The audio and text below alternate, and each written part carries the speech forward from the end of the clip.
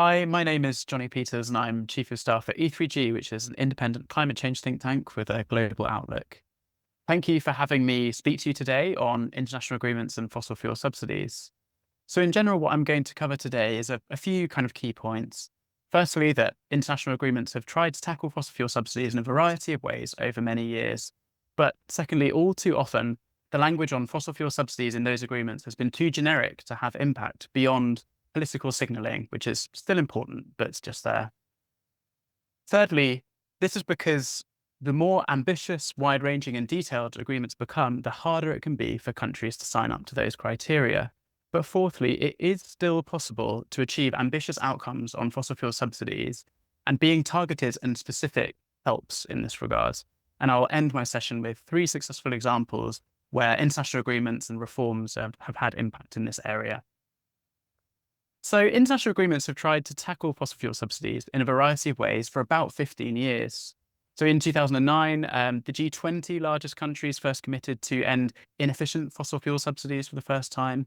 And since then, the G7 largest economies repeatedly committed year on year to ending fossil fuel subsidies, notably including in 2016 when they pledged to end the most harmful subsidies by 2025. Later on, in 2021, we saw at COP26, for the first time, the world agreed to phase out inefficient fossil fuel subsidies. And also in 2021, a fossil fuel subsidy reform agenda was launched by New Zealand at the WTO. And you'll hear more about this in a bit from another speaker. While, of course, all of these things have been important to signal growing political consensus, with COP26 possibly being the most significant moment in that being a truly global consensus, these international agreements haven't actually done much on their own to curb fossil fuel subsidies. Fossil fuel subsidies continue to be vast on a global scale. And for example, that previous G7 commitment that I mentioned before about ending some of the most harmful ones by next year will almost certainly be missed. So clearly, these international agreements aren't as binding as they seem if fossil fuel subsidies continue at pace. But as I mentioned before, the problem here to begin with is that countries won't sign up to ambitious commitments if they're too ambitious for them. And so how do we see this in action, and what can we learn from this? Well, it's important to note that the term fossil fuel subsidies covers a range of things. So you have broadly explicit versus implicit subsidies, explicit subsidies being those direct subsidies to the fossil fuel industry versus implicit subsidies such as tax breaks. To give some UK examples, the UK still directly subsidises its fossil fuel industry for sure, but the bulk of UK fossil fuel subsidies happen implicitly in the form of tax breaks to industry, for example, such as loopholes in the current windfall tax arrangement for oil and gas producers in the North Sea. Or they're on the consumer side. So the biggest example of this has probably been the freezing of fuel duty, which has been frozen for road vehicles since 2011. So while progress has been made in the UK on ending explicit subsidies, if anything, implicit subsidies have become more entrenched. And we've seen the example, for instance, in France, when they tried to increase fuel duties again, the example of the Gilets jaunes there and the backlash that we saw, proving just how entrenched some of these issues and difficult they can be. So to return back to international agreements, what we found is that the UK is happy to sign up to fossil fuel criteria in those international agreements, such as the G7 or COP26, by interpreting fossil fuel subsidies in terms of mainly talking about explicit subsidies, so assuming that limited definition, rather than the potential full definition of including implicit subsidies. We've seen this in action also with regards to the WTO. So in 2021, in the same year, we saw on the one hand how the UK was happy to leave the statement on the COP26 statement on fossil fuel subsidies and sign up to the WTO initiative. But quietly, on the other hand, we saw how the UK actually dropped out of considering more ambitious, more specific fossil fuel subsidy criteria in the New Zealand-led ACCTS trade deal. That stands for the Agreement on Climate Change, Trade and Sustainability, which has really ambitious fossil fuel subsidy criteria. And I'll come back to this in a second. But the UK didn't sign up to this ultimately because the fossil fuel subsidy criteria there were too strong. And this perfectly captures, I think, what I was trying to say before about generic text versus kind of detail on this agenda in international agreement. But to kind of conclude with what I was setting out before, it is possible to find that sweet spot between ambition and pragmatism. And I've said I'll end with some examples of where international agreements have successfully found that sweet spot. So being able to get countries to sign up whilst containing enough detail to actually really have impact, often by having more targeted criteria. So the first example I wanted to talk about is the agreement reached at COP26 to end international public finance for fossil fuels.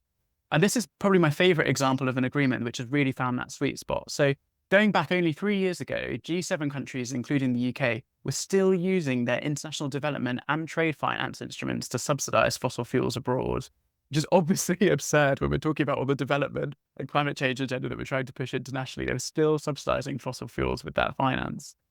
So leading up into 2021, there was a big successful campaign to end UK export finance support of fossil fuels abroad.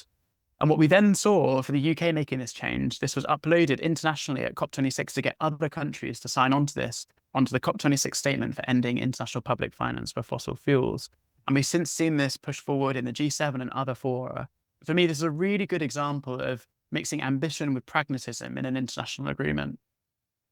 The second example that I want to talk about is exiting the Energy Charter Treaty. So the Energy Charter Treaty is an outdated trade and investment agreement from the 1990s, which gives international investment protection to energy companies. And to cut a long story short, it therefore gives fossil fuel companies the ability to sue governments for bringing in climate policies, which is obviously outrageous. But since the geopolitical and energy landscape of the 1990s is completely different to today, so countries, including the EU and UK, spent a long time in the last few years trying to renegotiate this outdated treaty. But ultimately, in 2022, this failed. And following a big grassroots campaign, the UK, EU, and many EU countries ended up leaving the treaty between 2022 and today, quite recently, in fact. And for me, this is a really good example, a really important example of how international rules can be reformed to support the transition away from fossil fuels. And the third example I wanted to talk about is back on that thing that I spoke before, the New Zealand-led ACCTS agreement, the ACTS agreement. I said I'll come back to this one because it's a really interesting, pioneering trade deal. It was launched in 2019 by New Zealand, by the then Prime Minister Jacinda Ardern, together with Norway, Iceland, Costa Rica, Fiji, and Switzerland. This agreement has two main pillars. Firstly, committing to trade more freely in environmentally friendly goods and services. But a second pillar, which is limiting damaging fossil fuel subsidies. Now, from 2019 through to about 2021, the UK government was seriously considering joining this trade deal. However, it ultimately declined. And on one part, this was due to just the UK's wider trade agenda. It was trying to agree a bilateral deal with New Zealand, which is now complete. It's also joining CPTPP, which is also now complete. But on the other part, the really difficult issue was that the UK actually just couldn't sign up to the fossil fuel subsidy criteria in there because it was too strong for the current Conservative government. Now, looking ahead to a potential Labour government that is more ambitious on net zero in general and has plans to tighten its taxation plans for the oil and gas sector in particular, the ACCTS deal could once again be a promising prospect for the UK. So I wanted to leave this with you today as another positive example of where the UK could demonstrate international leadership in future when it comes to fossil fuel subsidies and international agreements.